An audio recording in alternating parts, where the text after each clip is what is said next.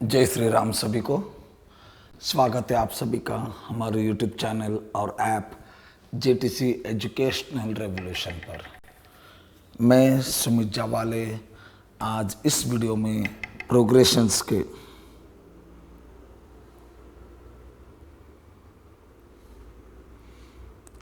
Exercise 6.3 के problems करने जा रहा हूँ। पिछले वीडियो में भी हम लोगों ने कुछ प्रॉब्लम देखे थे इस एक्सरसाइज के, राइट। तो अब सभी लोग अच्छे से फॉलो करिएगा। देखते कौन से क्वेश्चन से स्टार्ट करना है हमें इस वीडियो में, राइट। और जैसे कि ये भी अंग्रेज़ों का नया साल आ चुका है और हमारे हिंदू कैलेंडर के हिसाब से विक्रम संवत के हिसाब से 2082 पौष महीना और शुक्ल पक्ष का त्रयोदशी चल रहा है, यानी कि 13 तारीख। ओके, चलिए आगे बढ़ते हैं स्टूडेंट्स, राइट। मॉडर्न एजुकेशन के साथ हमारे सनातन की बातों को भी थोड़ा बहुत तो जानना ही होगा।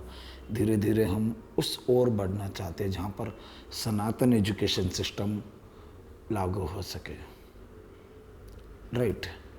क्योंकि पूरी दुनिया में यही एकलौता ऐसा एजुकेशन सिस्टम है जो साइंस और इंसानियत को साथ लेकर चल सकता है। हर मायने में ये साबित कर सकता है कि ऑनेस्टी द बेस्ट पॉलिसी। कोई और एजुकेशन सिस्टम या कोई और धार्मिक पढ़ाई ऐसे कभी हो नहीं सकते। धन्यवाद। चलिए अभी आगे बढ़ते हैं। होप आप लोगों को समझ में आया होगा।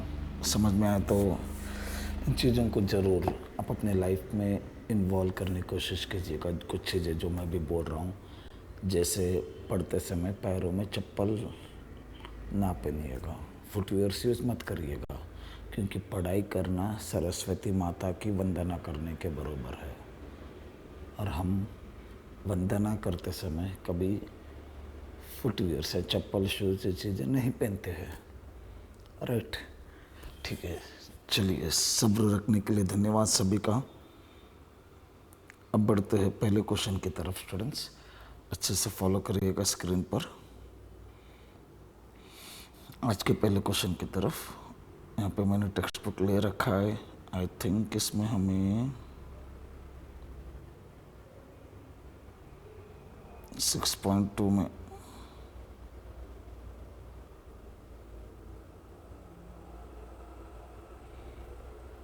या 13th क्वेश्चन करना है स्टूडेंट्स हमें इसमें, right. See for what value of n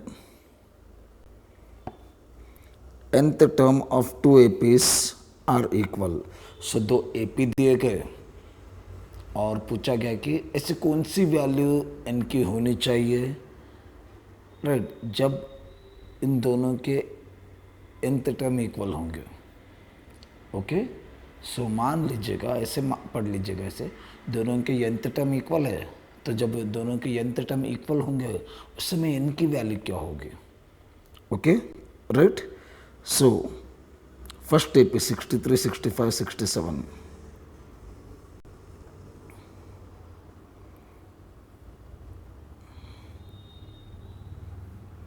13th question solution।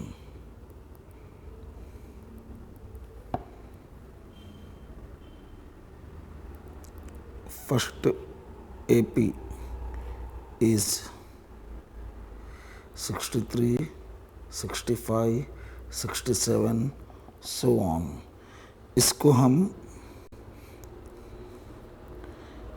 A1, A2, A3 ऐसे मान लेते हैं स्टूडेंट्स। Okay, right, clear. और थोड़ा सा स्पेस दे देता हूँ, यहाँ पे D की वैल्यू मुझे लिखनी है तो वहीं पे लिख देता हूँ स्टूडेंट्स। सेकेंड AP इस सेकेंड AP क्या दिया देख लेते एक बार। 3, 10, 17, 3, 10, 17 सो ऑन। इसको हम B1, B2, B3 मान लेकर चलते हैं। ओके, राइट, क्लियर है। अब देखिए स्टूडेंट्स, यहाँ पर फर्स्ट एपी में, राइट, हियर ए वैल्यू क्या है 63, डी वैल्यू क्या है A2 माइनस A1 होना चाहिए, राइट। A2 कितना है 65, A1 63 यानी कि 2।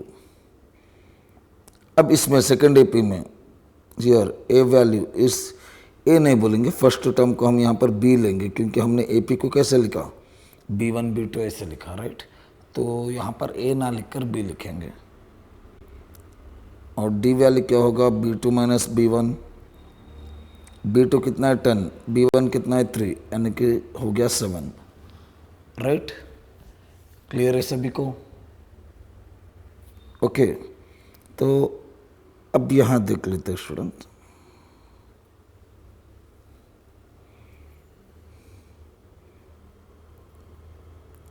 नाउ पहले फॉर्मूला लिख लेते हैं।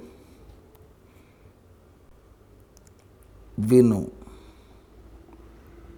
A N is equal to A plus N minus 1 into D, okay, right. So ये जनरल फॉर्मूला स्टूडेंट, हम nth टर्म को ए एन के रूप में लिखते हैं, राइट। अब मैं क्या कर रहा हूँ यहाँ पर, A N is equal to B N लिख रहा हूँ, A N is equal to B N, A N यानी कि nth term of first AP, B N यानी कि nth term of second AP, okay. और यहाँ देखिए स्टूडेंट, हमें फाइंड क्या करना है, इनडायरेक्टली फिर से वो यहाँ लिख रहा हूँ, एन वैल्यू फाइंड करना है, राइट। क्लियर, यहाँ लिखा मैंने, क्लियर है सभी को, राइट। सो अब देखिए स्टूडेंट, ए एन यानी कि A plus N minus 1 into D, B N को क्यों ना मैं ऐसे लिखूँ B plus N minus 1 into D, right. A N को ऐसे लिख रहा हूँ तो बी एन को ऐसे लिखूँगा, क्लियर है सभी को, राइट। चलिए, ए की वैल्यू क्या है स्टूडेंट, ए की वैल्यू 63 है,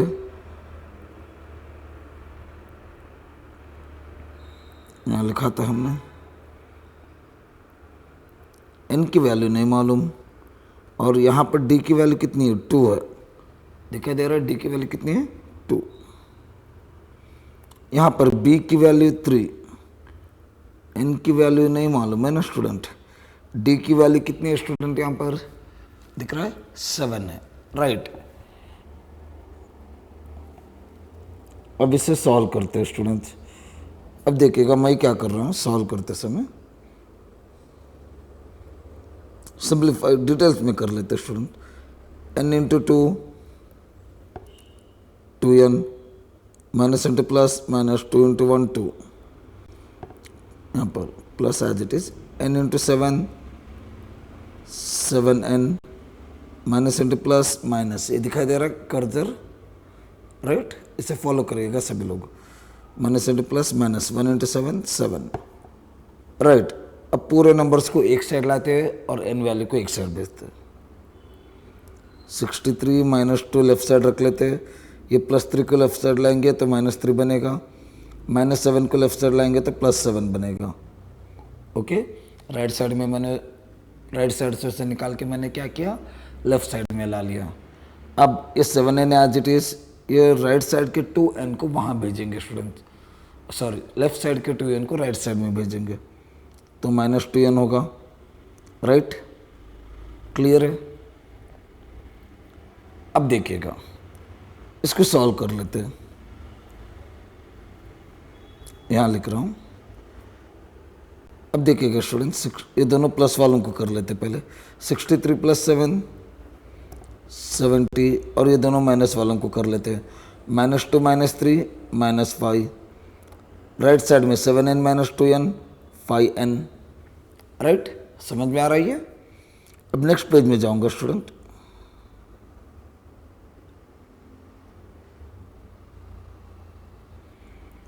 अब देखिएगा स्टूडेंट, यहाँ पर 70 - 5 65 होगा,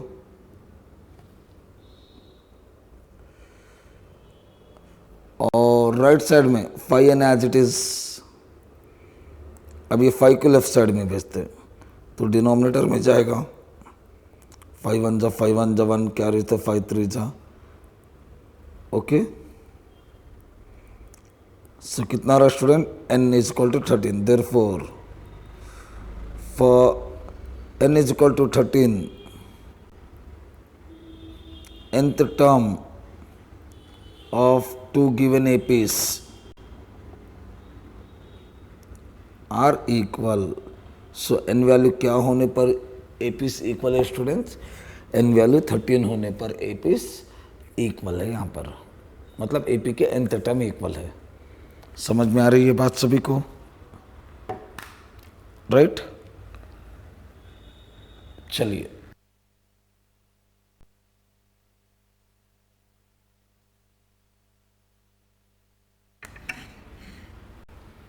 या अब सभी लोग ऑब्जर्व कर लीजिएगा इसे,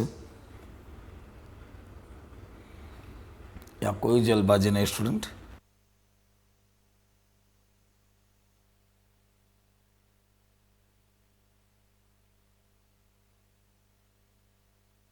दोनों पेज मिला के 2 मिनट दूंगा, सभी लोग अच्छे से ऑब्जर्व कर लीजिएगा इसे।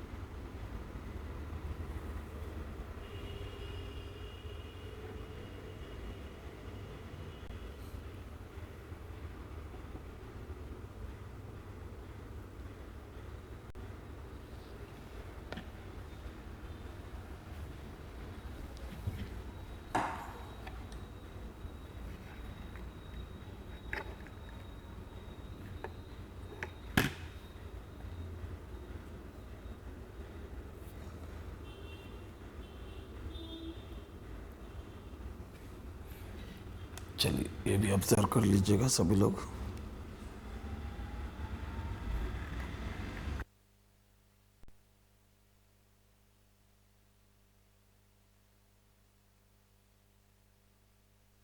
राइट, आई होप सभी कोई चीज़ें क्लियर है।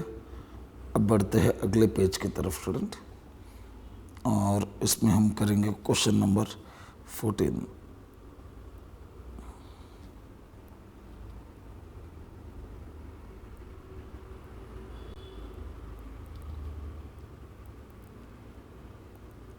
अब देखेंगे स्टूडेंट्स क्या क्या दे रखा है उन लोगों ने क्वेश्चन में। क्वेश्चन देख लेते एक बार। Determine the AP whose third term is 16 and seventh term exceeds the fifth term by 12th। सो आपको AP ढूंढना है स्टूडेंट, और 2 कंडीशन दिए गए। थर्ड टर्म में 16, मतलब थर्ड टर्म क्या है, 16 है, right. Seventh term exceeds fifth term by 12। So seventh term क्या है, फिफ्थ टर्म से 12 बढ़कर है, ओके, राइट। तो ये चीज़ें दी गई स्टूडेंट्स।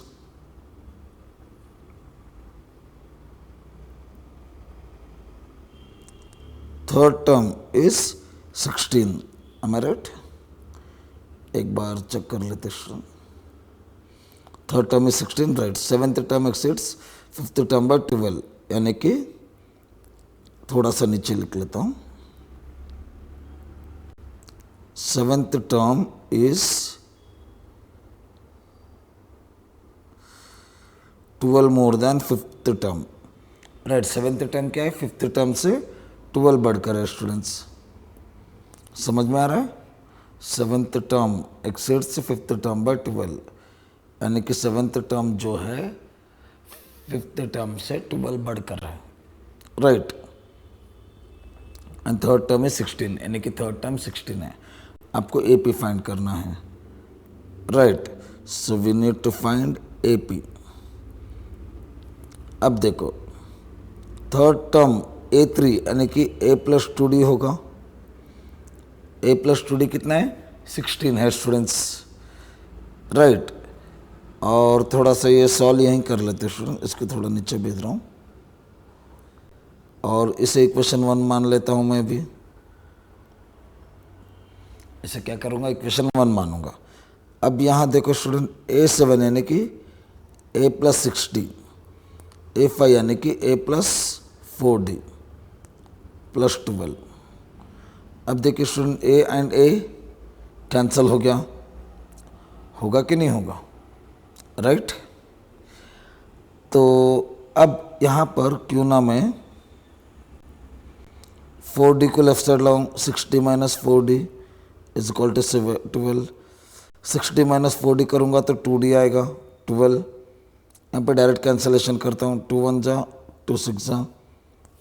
सो D का वैल्यू कितना है students, 6, right. Clear with this point everyone, right. So ये दोनों ऐसे कर लेना है स्टूडेंट्स। अभी आप एग्जाम में क्या करिएगा, यहाँ मत करिएगा, अभी मैं बताऊंगा सेपरेटली करना है। एग्जाम में यहाँ मत करिएगा, यहाँ पे केवल गिवन लिख लीजिएगा, क्योंकि इतना डिटेल्स यहाँ करते नहीं बैठना है, राइट।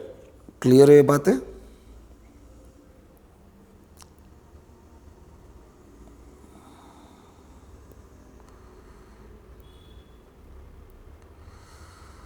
ऐसे लिख लीजिएगा, राइट। बहुत ज़्यादा समय उसको स्पेस लग रहा है तो सेपरेटली लिख लीजिएगा इन चीज़ों को।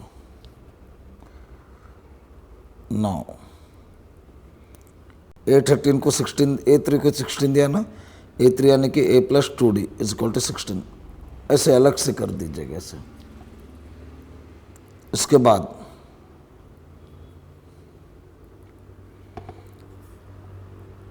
अलग से सेकंड वाले को लिखिएगा, ओके। A7 यानी कि A प्लस 60, A5 यानी कि A plus 4D is equal to 12, okay. Next A and A cancel, so 60 is equal to 4D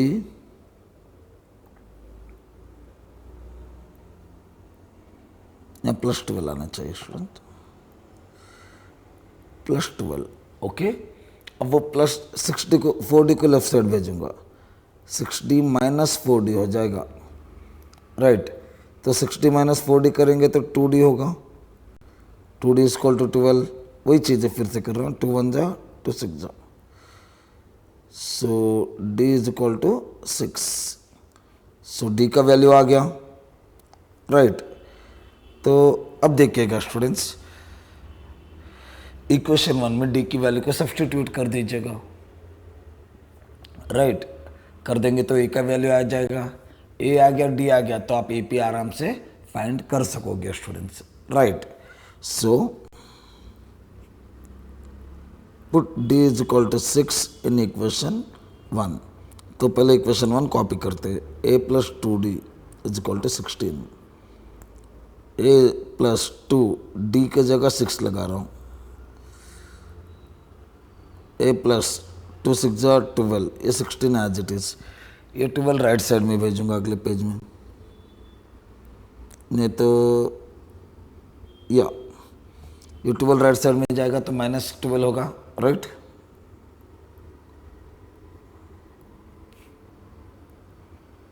A is equal to 16 minus 12, clear है।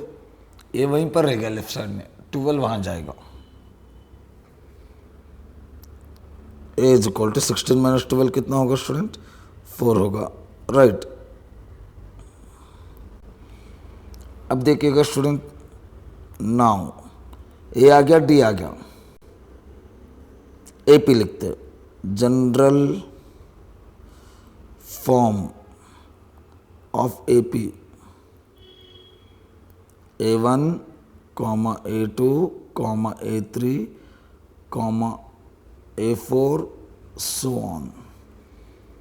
अब देखिएगा, A यानी कि A1 यानी कि A लिख सकते हैं, A2 यानी कि A प्लस D लिख सकते हैं, A3 यानी कि A प्लस 2D लिख सकते हैं, A4 यानी कि A प्लस 3D लिख सकते हैं ना स्टूडेंट्स ऐसे, राइट।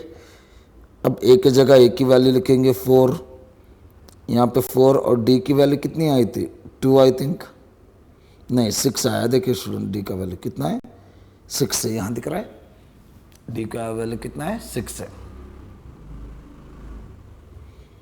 6 ए के जगह 4 डी के जगह 6, ए के जगह 4 प्लस 3 डी के जगह 6, 4 as it is 6 plus 4, 4 plus 6 10। अब देखिए स्टूडेंट ये कितना होगा 2 इंटू 6, 2 इंटू 6 कितना होगा 12, सो 4 प्लस 12 16। अब ये 3 इंटू 6 कितना होगा स्टूडेंट, वहाँ देखिए वो पॉइंट की तरफ, 6 3 जा 12, सॉरी 6 3 जा 18 plus 4, 18 plus 4 22। Therefore, AP is 4, 10, 16, 22 so on। ये हमारा इस क्वेश्चन का AP है students. Getting with this point, right? समझ में आया सभी को, राइट? चलिएगा अभी सभी लोग ऑब्जर्व कर लीजिएगा।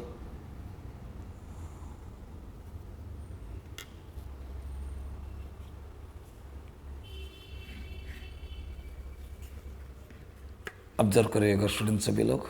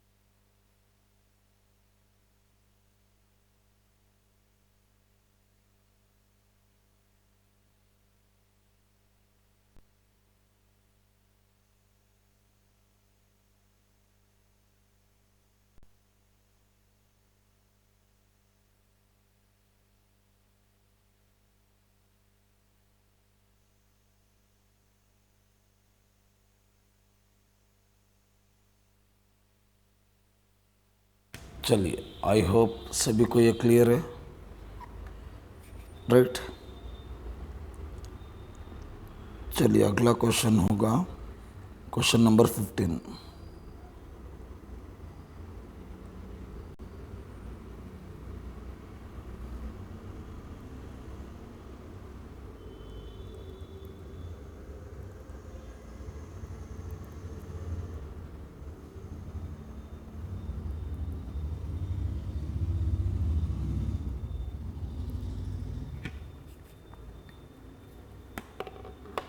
अब देखिएगा students, find the 20th term from the end of the given AP. So एक एपी दिया गया, उसका 20th टर्म फाइंड करना है, बट एंडिंग से, ओके स्टार्टिंग से नहीं, एंडिंग से 20th टर्म। तो इसके 2-3 मेथड होते हैं स्टूडेंट्स। एक आसान वाला मेथड आपको समझाता हूँ, राइट? ओके फॉलो करिएगा स्टूडेंट्स। पहले लिख लेते क्या क्या फाइंड करना है। एपी क्या दिया 3, 8, 13 so on to 53।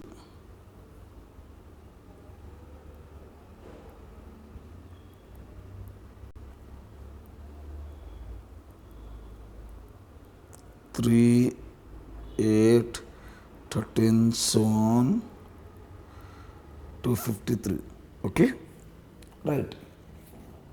अब देखिएगा स्टूडेंट और क्या करना है, 20th टर्म फ्रॉम लास्ट। सब देखो 20th term first from starting नहीं बोल रहा है, 20th टर्म फ्रॉम लास्ट। सो यहाँ जरा केयरफुल रहना है। सो जब ऐसे देता है ना स्टूडेंट, दो तीन मेथड होते हैं, हम ये मेथड फॉलो करेंगे student. Reverse the AP, AP को रिवर्स करो। तो रिवर्स करेंगे तो लास्ट जो नंबर है ना वो पहला नंबर बनेगा। अब देखो स्टूडेंट, आप यहाँ देखोगे एपी में तो 3, 8, 13 तो ऐसे बढ़ते जा रहा है। गैप कितना है? 5, 5 का है। तो मैं इससे उल्टा होऊंगा, इससे जाऊंगा 253। तो 253 से नेक्स्ट नंबर क्या आएगा? 5 नंबर के डिफरेंस के साथ 248 आएगा। सो यहाँ 248 लिखेंगे। नेक्स्ट क्या आएगा स्टूडेंट? 248 के बाद 5 नंबर के डिफरेंस के साथ 243 आएगा, राइट। ऐसे 2 3 लिख के सो ऑन 3 लिखो। फर्स्ट नंबर क्या बनेगा? लास्ट नंबर बनेगा स्टूडेंट्स, राइट। ओके, से रिवर्स एपी लिखना है। Here A is equal to 253, A N is equal to 3। Last term, अभी लास्ट नंबर क्या है? 3 है, तो ये हो गया ए एन। ओके, ये हो जाएगा ए एन स्टूडेंट्स। क्लियर है सभी को, राइट। चलिए नेक्स्ट। अब देखिए स्टूडेंट्स, यहां पर डिफरेंस A2 माइनस 7 मतलब 248 माइनस 253। कॉमन डिफरेंस कितना आ रहा है? -5 आ रहा है, राइट। तो ये चीज़ें हमने लिख ली। सो अब हम फाइंड करेंगे A20। अब देखो स्टूडेंट, ये जो A20 आएगा ना, ये होगा लास्ट से A20, क्योंकि हमने एपी को क्या किया? रिवर्स कर दिया, राइट। अब A20 is equal to A plus 19D।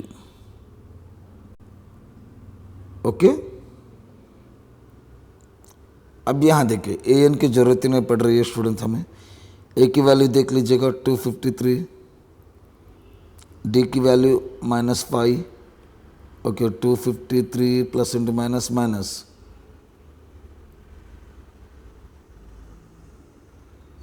Okay इतना आ रहा है 19 5 जा। ओके, थोड़ा सा रफ वर्क यहाँ लिख रहा हूँ स्टूडेंट्स। 253 माइनस 95, 13 में से 5 गया तो 8, ये बना 4, 14 में से 9 गया तो 5, ये बना 1, 158। Okay, so therefore 20th term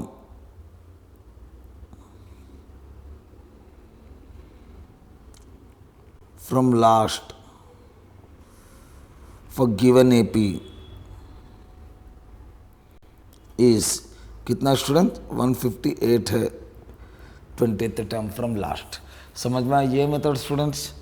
simply दिए गए एपी को रिवर्स कर दो, इजी हो जाएगा सॉल्व करना। ओके,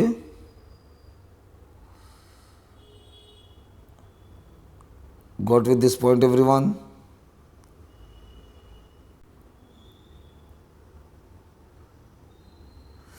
दिए गए एपी को रिवर्स करके सॉल्व करना है आपको, जब भी फ्रॉम लास्ट बोल के पूछता है, राइट।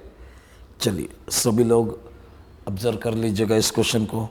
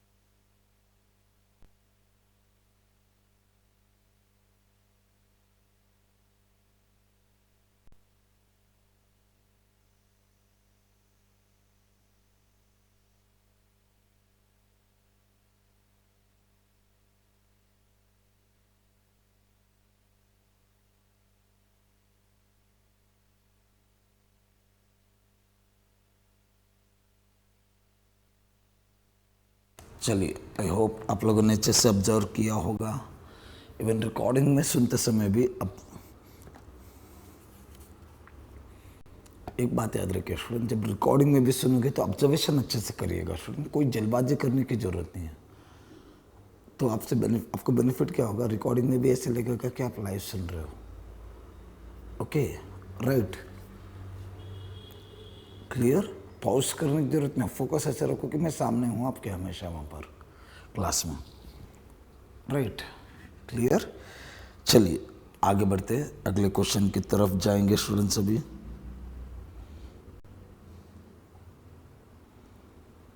क्वेश्चन नंबर 15 हो गया स्टूडेंट्स। अभी हमने ये 3 प्रॉब्लम कर दिए, अभी 16 देखते हैं स्टूडेंट्स।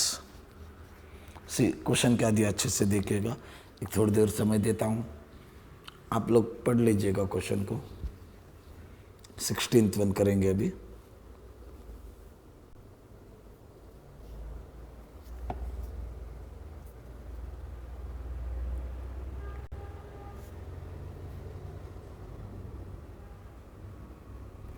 राइट,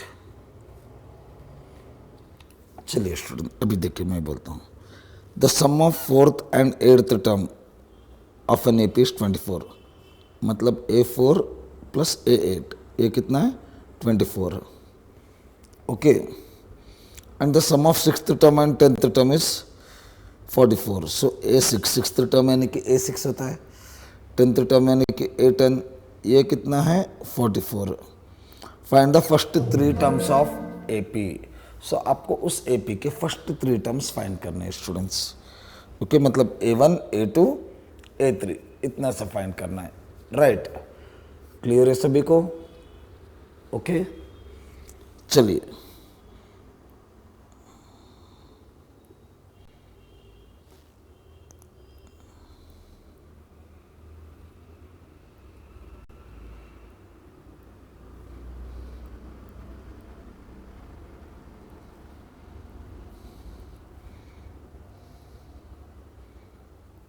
जो जो उन लोगों ने दे रखा है वो लिख लेते हैं। A4 plus A8 is equal to 24। A4 plus A8 is equal to 24। A6 plus A10 is equal to 44। ये दो चीज़ें दे रखी है, right. A6 plus A10 is equal to 44, right. आपको क्या फाइंड करना है, first 3 terms of an AP। First 3 terms find करना है स्टूडेंट आपको। ओके, क्लियर है सभी को, राइट। सो अब हम एक एक को यूज करेंगे student. First A4 plus A8 is equal to 24, इसे सॉल्व करके देखते हैं। अब देखिए स्टूडेंट, फर्स्ट 3 टर्म फाइंड करना है, मतलब A1 फाइंड करना है, A2 फाइंड करना है, A3 फाइंड करना है। तो इनके लिए क्या क्या चाहिए, A वैल्यू चाहिए, D वैल्यू चाहिए। A वैल्यू आ गया, D वैल्यू आ गया, तो कोई भी टर्म हम फाइंड कर सकते हैं, राइट, क्लियर, राइट। तब वो A वैल्यू और D वैल्यू यहाँ से फाइंड करने की कोशिश करते हैं स्टूडेंट्स, राइट, क्लियर है सभी को। A4 को डायरेक्टली लिख रहा हूँ स्टूडेंट, समझ जाइएगा आप लोग। A4 को क्यों ना मैं A प्लस 3D लिखूँ, राइट। A8 को ये plus as it is, right, जो कि प्लस 1 से आ रहा है वो मैं एज इट इज लिख रहा हूँ। A8 को A प्लस 7D लिख दूँ, ओके, राइट। A8 को मैंने क्या लिखा, A प्लस 7D। अब देखिए student, A plus A 2A, 3D plus 7D 10D is equal to 24। Pair of linear equation की जरूरत पड़ेगी स्टूडेंट्स अभी, तो हम एलिमिनेशन मेथड यूज करेंगे, ओके। और उससे पहले अभी इसे सिंप्लीफाई करते हैं।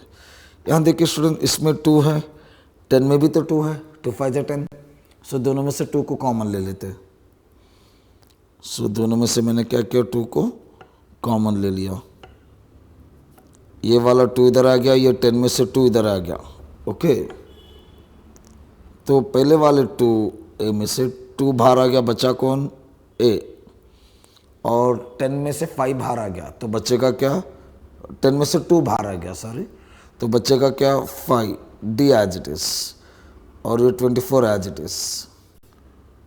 2 1 जा 2 12 जा, तो a plus 5d is equal to 12। इसे हम मान लेते हैं equation number 1।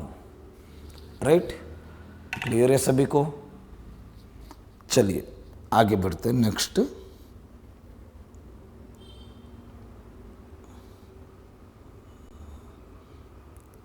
a6 plus a10 is equal to 44। a6 plus a10 is equal to 44, right. तो a6 को क्यों ना मैं a प्लस 5d लिख दूँ। a6 को क्या लिखूँगा मैं? a plus 5d। a10 को क्यों ना मैं a प्लस 9d लिखूँ, is equal to 44। So a plus a 2a, 5d plus 9d 14d is equal to 44। अब 2a में 2 है, 14d में 14 को क्यों ना मैं 2 इंटू 7 लिखूँ। 2 7 जा 14, राइट। सो 2 इंटू 7 मान लेता हूँ ताकि वो 2 बाहर निकाल सको कॉमन लेकर, राइट। तो ये वाला 2 बाहर आ गया और इस 14 में जो 2 है वो भी बाहर आ गया। अब ये वाला 2 बाहर आ गया तो बचा क्या? a। 14 में से 2 बाहर आ गया तो बचेगा क्या students? 7 D as it is. Okay, 44 as it is. 2 1 जा 2 22 जा, so a plus 7d is equal to 22। Clear है? ये हो गया इक्वेशन नंबर 2। क्लियर है सभी को ये बातें? राइट, इक्वेशन 1 एंड इक्वेशन 2 आ चुके हैं स्टूडेंट्स। अब हम एलिमिनेशन मेथड करेंगे इक्वेशन 1 और इक्वेशन 2 का, राइट। यहीं पर करके देखते हैं स्टूडेंट्स, राइट। 1 मिनट।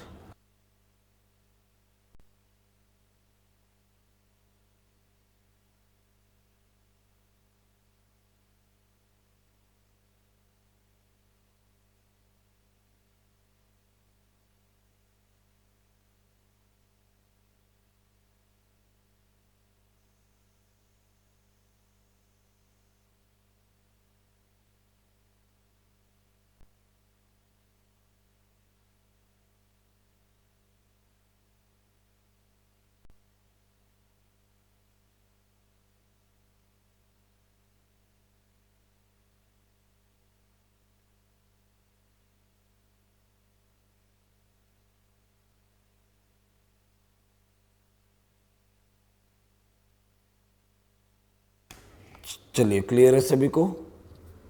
आगे बढ़ते हैं।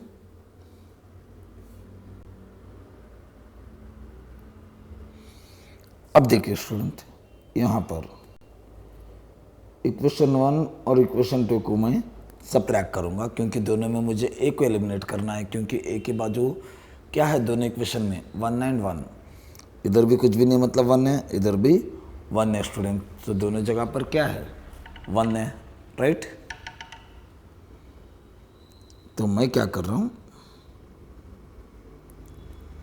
a plus 5d is equal to 12, a plus 7d is equal to 22। अब दोनों को सबट्रैक्ट करना है तो साइन बदलेंगे, ये प्लस माइनस बनेगा, ये प्लस भी माइनस और ये वाला प्लस भी माइनस इसका। Okay, so plus a minus a cancel हो जाएगा। 5d माइनस 7d, 5d में से 7d निकालना है तो माइनस 2d आएगा, राइट। बड़े नंबर का साइन लिखना हमेशा। 12 माइनस 22, सो माइनस 10 आएगा। 12 माइनस 22 करेंगे तो माइनस 10, राइट। अब देखिए माइनस माइनस कैंसिल, तो 2d इज इक्वल टू 10 बचा। अगले पेज में ले जाता हूँ इसे। क्या बचा स्टूडेंट्स? 2d इक्वल टू 10, तो 2 1 जा 2 5 जा, राइट। तो d की वैल्यू कितनी आई स्टूडेंट? d की वैल्यू कितनी होगी? 5 होगी अभी, राइट। तो डी का वैल्यू आ गया स्टूडेंट्स। अब सॉल्व हो क्या प्रॉब्लम? अभी नहीं, अभी ए की वैल्यू फाइंड करनी है, right. So now put D is equal to 5 in equation 1। 1 में लगाओ या 2 में लगाओ चलता है, तो हम 1 में लगाते हैं। इक्वेशन 1 को ए प्लस, इक्वेशन 1 वहाँ देख लीजिएगा स्टूडेंट ऊपर, A plus 5 D is equal to 12, right है ना, right. A plus 5 D is equal to 12 वहाँ पे कॉपी कर लिख लेता हूँ। तो डी के जगह मैं 5 लगा रहा हूँ स्टूडेंट, डी के जगह क्या लगा रहा हूँ? 5। A as it is 5 into 5 25 is equal to 12। ये 25 वहाँ जाएगा तो माइनस बनेगा, so 12 minus 25 minus 13। So A value आ गया, डी वैल्यू आ गया स्टूडेंट्स, राइट। सब ए वैल्यू आ गया, डी वैल्यू आ गया, क्यों ना हम फर्स्ट 3 टर्म्स फाइंड कर ले? यस सर कर सकते हो, राइट। अब देखिए student, now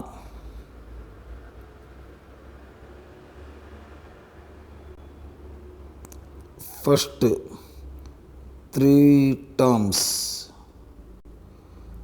of A P, A one को हम ए मानते हैं, तो ए कितना है? -13। ए टू को हम क्या करेंगे? ए प्लस डी लिखेंगे, राइट। ए की वैल्यू कितनी है? -13 प्लस डी की वैल्यू 5, -13 प्लस 5 करेंगे तो -8 आएगा, राइट। थर्ड टर्म ए थ्री यानी कि ए प्लस 2d, ए कितना है? -13 प्लस 2 इंटू डी कितना है? 5। सो -13 2 इंटू 5 कितना होगा स्टूडेंट? अभी 10 होगा। सो -13 प्लस 10 करेंगे तो -3। सो फाइनली ऐसे लिख दो, therefore the first 3 terms of A P R, क्या क्या होंगे student? First term -13, second term -8, third term -3, so on नहीं लिखना है, क्योंकि उन्होंने केवल फर्स्ट 3 टर्म्स पूछे अपने से, पूरा ईपी नहीं पूछा उन्होंने, ओके राइट। चलिए यहाँ से ऑब्जर्व कर लीजिएगा सभी लोग।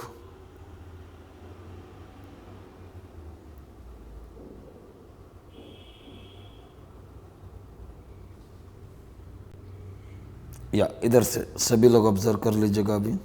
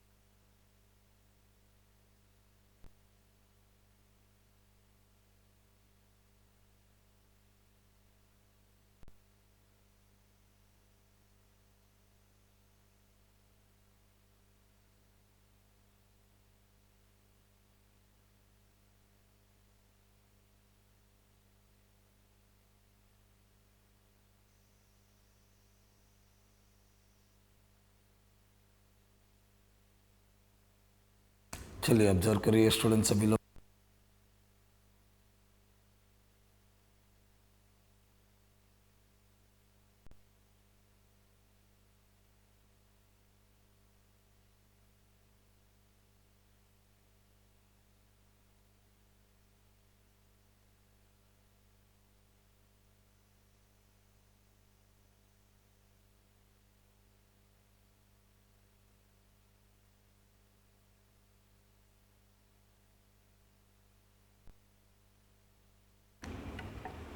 चलिए ऑब्जर्व कर लीजिएगा, लास्ट कुछ सेकंड्स मिलेंगे।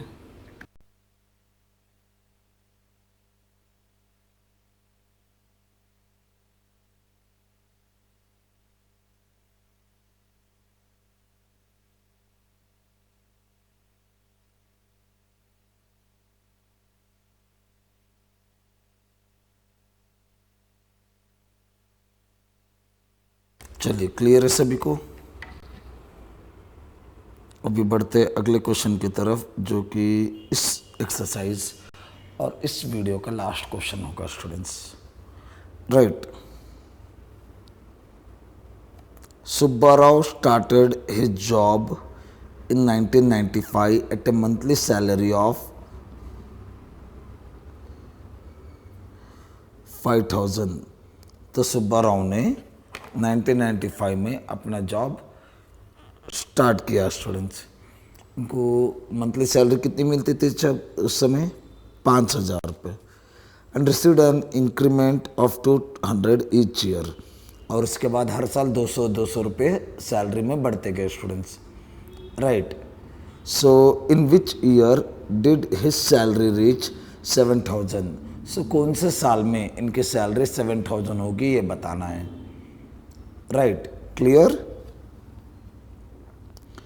चलिए स्टूडेंट्स, अब इनडायरेक्टली यहाँ पर भी n की वैल्यू पूछ रहा है आपको। समझ में आ रहा है क्या पूछ रहा है? n की वैल्यू। पहले गिवन है सब लिख लेते हैं।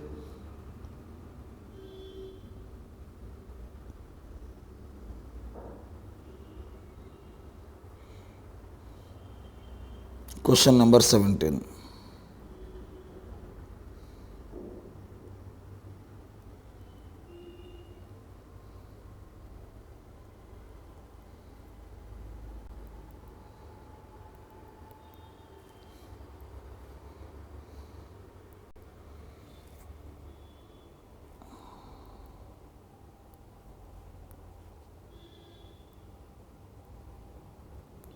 Subbarao started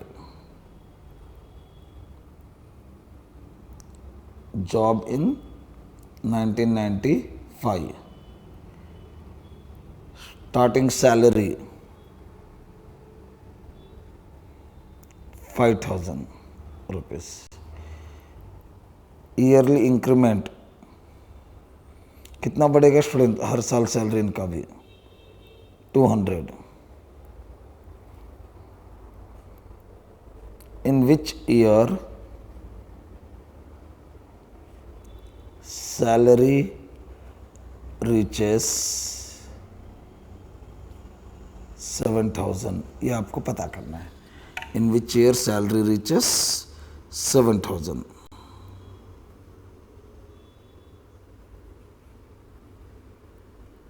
okay student, indirectly n value find करना है स्टूडेंट यहाँ पर। राइट, सो हियर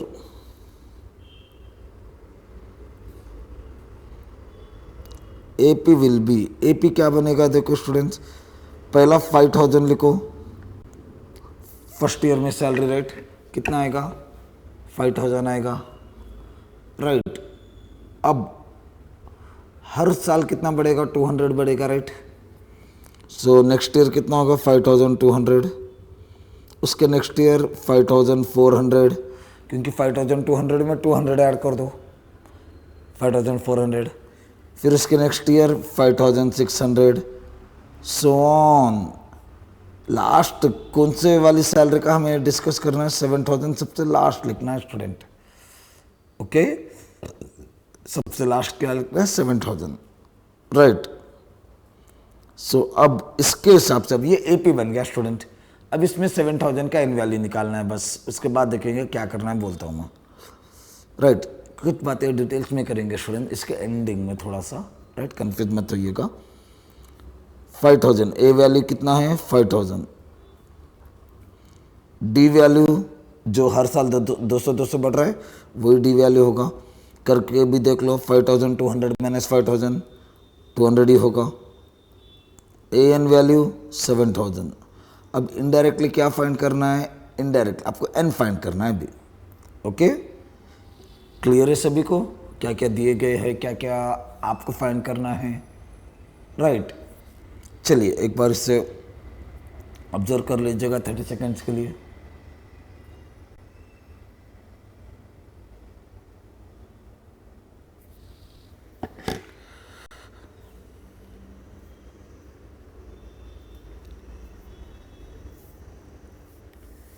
अभी अगले कुछ क्लासेस 3-4 घंटे भी रहेंगे स्टूडेंट्स एक साथ।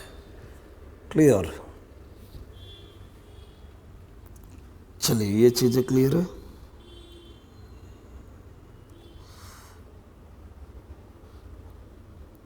नाउ वी नो an का फॉर्मूला लिख रहा हूं।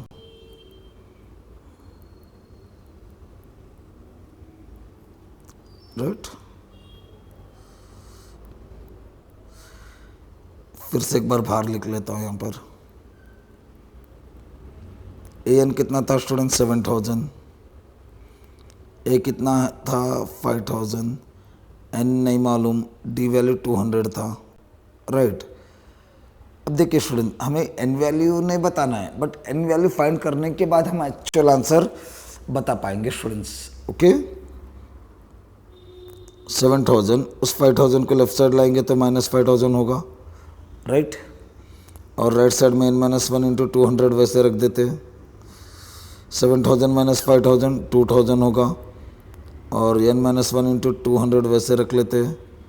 अब ये 200 को लेफ्ट साइड भेजेंगे, 2000 ऊपर, 200 नीचे डिनोमिनेटर में जाएगा। Right, clear? 2 zeros 2 zeros cancel, 2 1 जा 2 10 जा।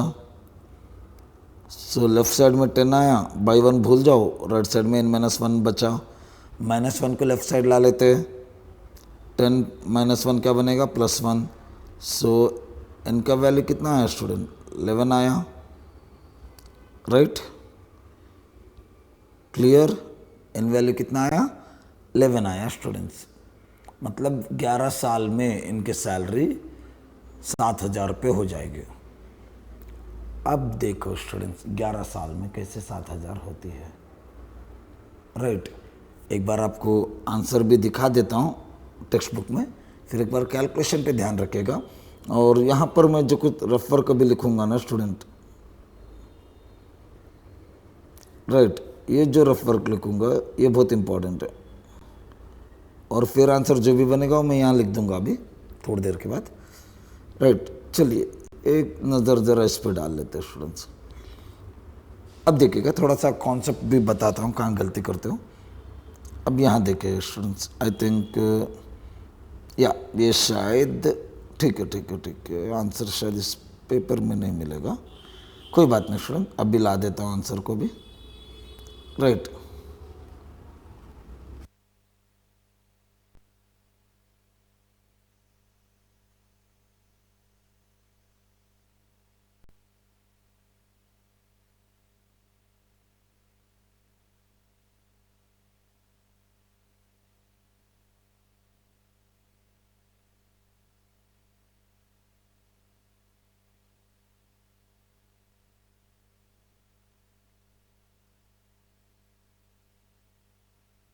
अब देखिए स्टूडेंट, आंसर वाला पेज मैंने ला दिया है स्क्रीन पर। एक बार अभी आपको अच्छे से, कौन सा था वो? 6.2 में लास्ट क्वेश्चन। राइट, यहाँ देखिएगा स्टूडेंट, बड़ा ही इंटरेस्टिंग होगा। ओके, एक बात स्टूडेंट्स, इन लोगों ने केवल n के वैल्यू को लिख दिया, बट क्वेश्चन में देखिएगा in which year salary will be 7000 बोला। इन हाउ मेनी ईयर्स नहीं बोला उसने, इन विच ईयर बोला है। इन हाउ मेनी ईयर्स बोलता तो n वैल्यू 11 लिख देते थे हम। राइट, क्वेश्चन में उसने इन विच ईयर बोल के पूछा है। यहाँ देखिए स्टूडेंट्स, कुछ बुक में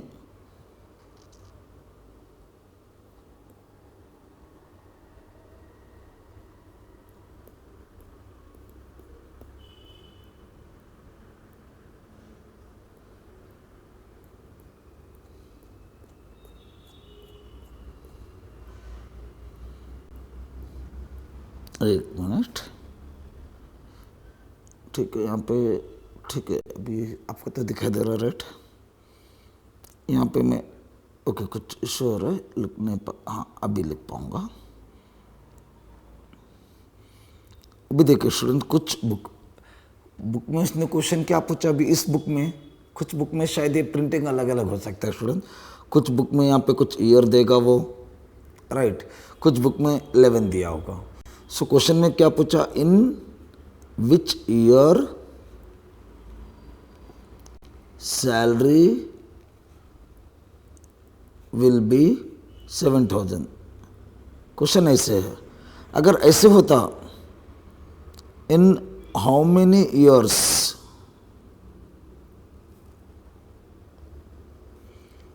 सैलरी विल बी 7,000, तो ये आंसर एग्जैक्टली करेक्ट था स्टूडेंट, अगर ऐसे होता। बट क्वेश्चन उसने क्या किया, आपको बुक में ऐसे दिया स्टूडेंट, तो आपको यहाँ 11 नहीं लिखना है, आपको यहाँ ईयर बताना है।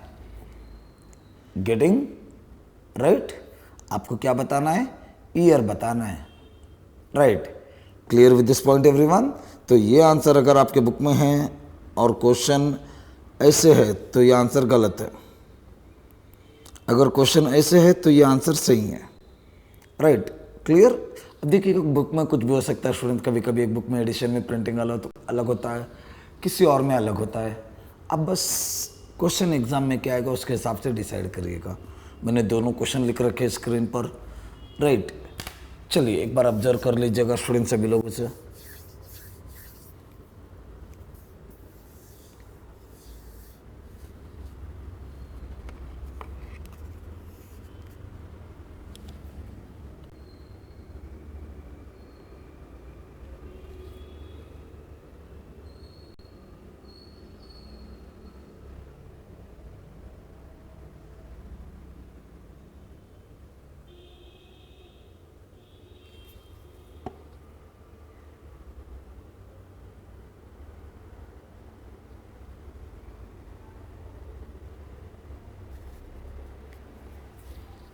राइट, क्लियर है।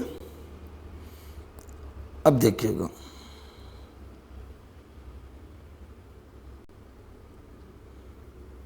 यहाँ पे क्वेश्चन है हमारे पास, right.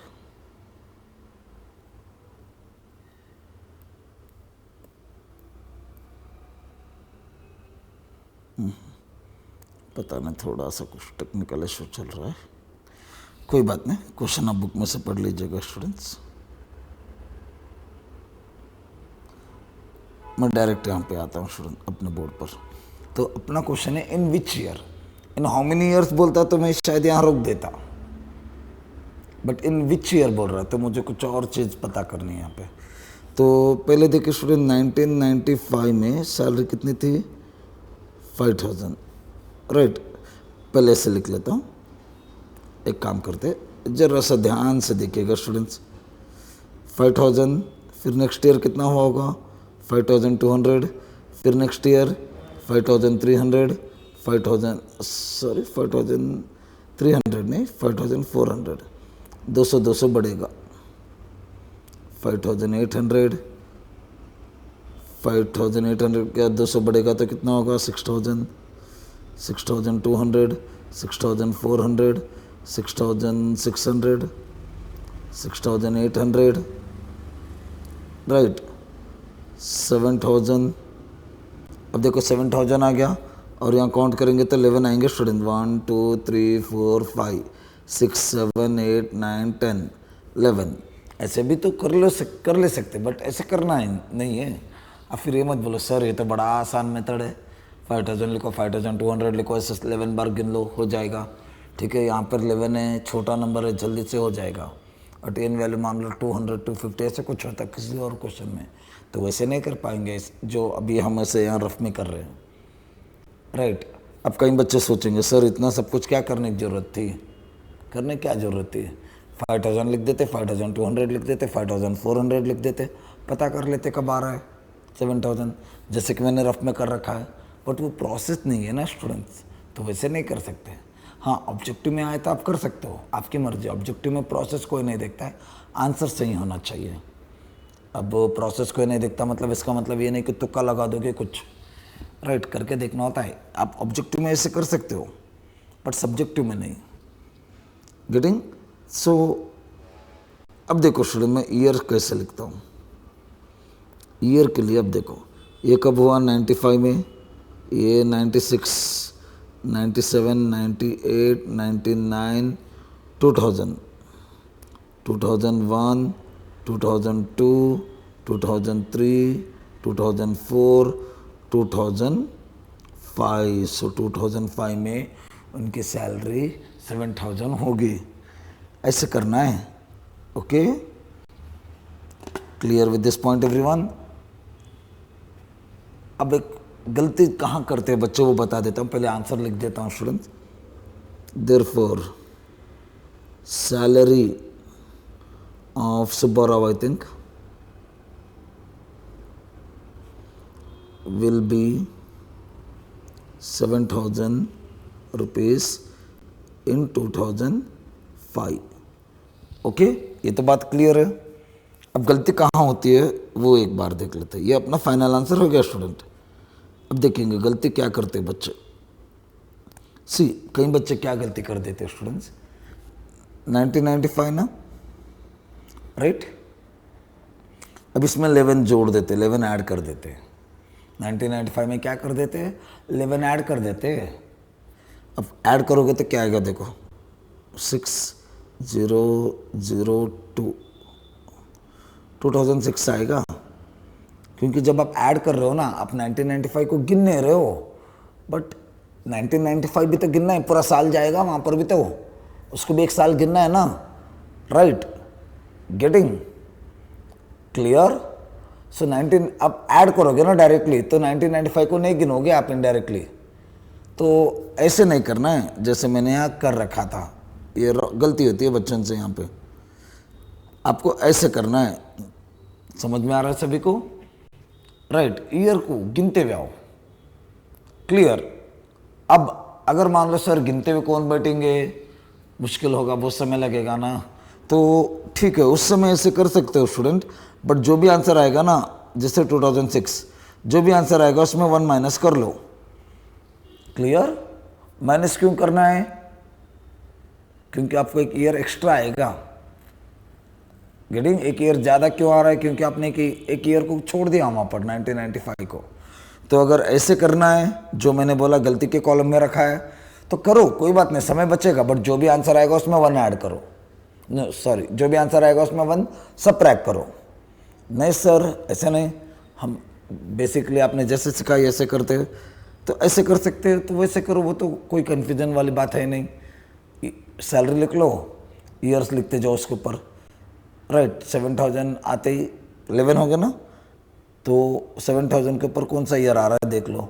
Getting with this point everyone. और ये करेक्ट तभी होगा जब आपके पास 11 नंबर्स होंगे। 5000, 5200, 5400, 5600, 5800, 6000, 6200, 6400, 6600, 6800, 7000, 11 आ रहे हैं, राइट। सो समझ में आ रहा है। ये वाला मेथड भी कर सकते हो, बट केयरफुल रहो। 2006 नहीं लिखना है, एक माइनस करके जो भी आंसर आएगा वो लिखना है, जो कि 2005। ये समय बचाएगा स्टूडेंट, बट गलती होने के चांसेस रह सकते हैं यहाँ पर, राइट। ये थोड़ा सा समय ज़्यादा खाएगा, बट गलती नहीं होगी यहाँ पे। गेटिंग विद दिस पॉइंट, इस मेथड में, राइट। इस मेथड में क्या होगा, गलती होगी बट समय बचेगा। तो गलती से बचना है तो -1 कर दो बस, राइट। चलिए, क्लियर है सभी को। चलिए एक बार ये पेज ऑब्जर्व कर लीजिएगा स्टूडेंट्स। एक बार क्वेश्चन पढ़ लेते क्या, ठीक है, क्वेश्चन टेक्स्ट बुक में से पढ़ लीजिएगा स्टूडेंट। अभी मैं या ये पेज ऑब्जर्व करिएगा सभी लोग।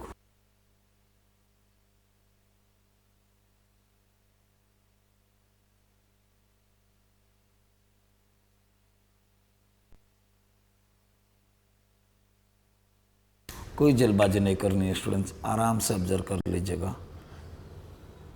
और पहले ये करते तो कर लीजिएगा और बेटर रहेगा।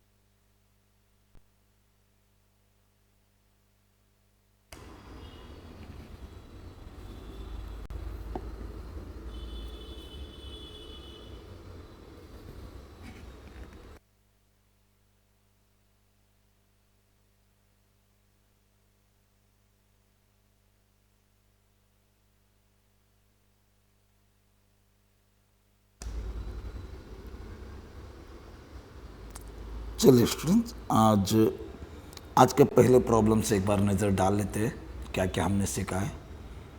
राइट, ये आज का पहला क्वेश्चन था जो कि हमारा 13th क्वेश्चन है। Right, clear. हमने इसमें क्या देखा, देखिए स्टूडेंट्स, क्या फाइंड करना था, एन वैल्यू फाइंड करना था। फर्स्ट एपी सेकंड एपी दे दिया था उन्होंने और बोला था कि nth term are equal. Right, n value find करना था। क्लियर है ये?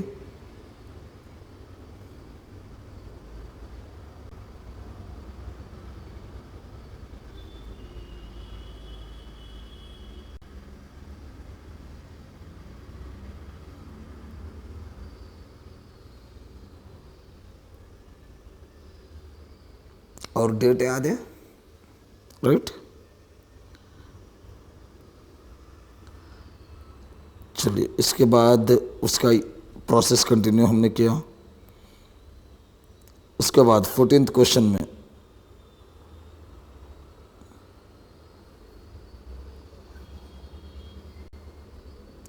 A3 दिया गया, A7 is 12 more than A5 बोला गया और AP फाइंड करना था।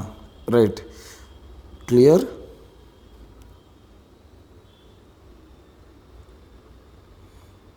जो हमने ऐसे सॉल्व किया था, A एंड D फाइंड कर लिया था पहले। नेक्स्ट उसके अगले क्वेश्चन में find 20th term from last बोल के बोला था। राइट, तो दिए गए AP को मैंने क्या किया था, रिवर्स लिखवा दिया था। राइट, फिर रिवर्स लिखने पर पहला वैल्यू A बनेगा और लास्ट वैल्यू AN बनेगा। राइट, जो कि 3 था।